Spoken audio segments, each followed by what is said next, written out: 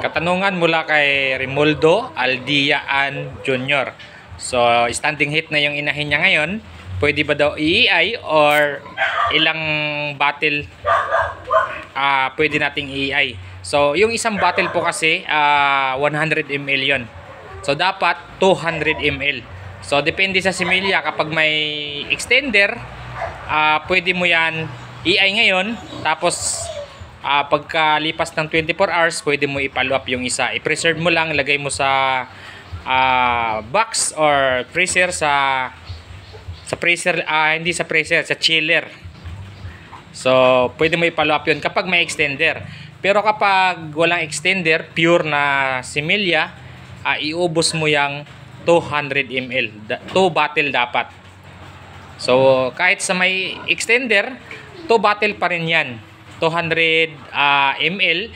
Pero, pwede mo yan i-follow up after 24 hours. So, ang may extender po kasi na similya is pwede magtagal yan guys na 3 days, 5 days, 7 days. So, depende sa extender na nilalagay. Nahalo sa similya yan. Kapag pure na similya, hanggang 24 hours lang yung similya, yung life niyan.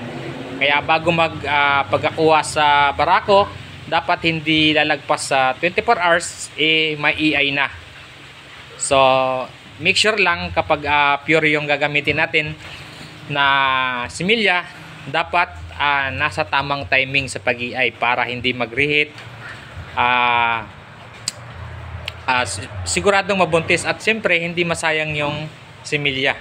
So, lalo na kapag binibili lang natin yung similya, edi bibili na naman tayo uli kapag nag-reheat. So, ayan, sa katanungan mo po, Rimoldo Aldiaan Jr., pwede mo na i-EI yun. Or, pwede pa rin bukas. Pwede pa yan bukas, habol. Kasi, meron po kasing inahin na matagal mawala yung pagiging standing heat niya. Yung paglalandi niya, matagal kumupas. Meron namang inahin na mabilis kumupas. Standing heat niya yun, kinabukasan, ayaw na magpa-EI. So, depende pa rin yan sa inahin. So, ito sa akin guys, ito sample yan.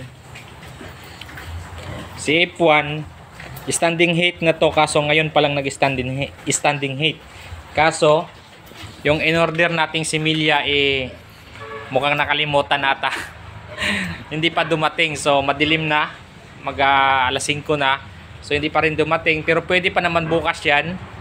Kasi kaka-standing heat pa lang ngayong gabi. So, kaninang umaga ayaw mag-standing heat.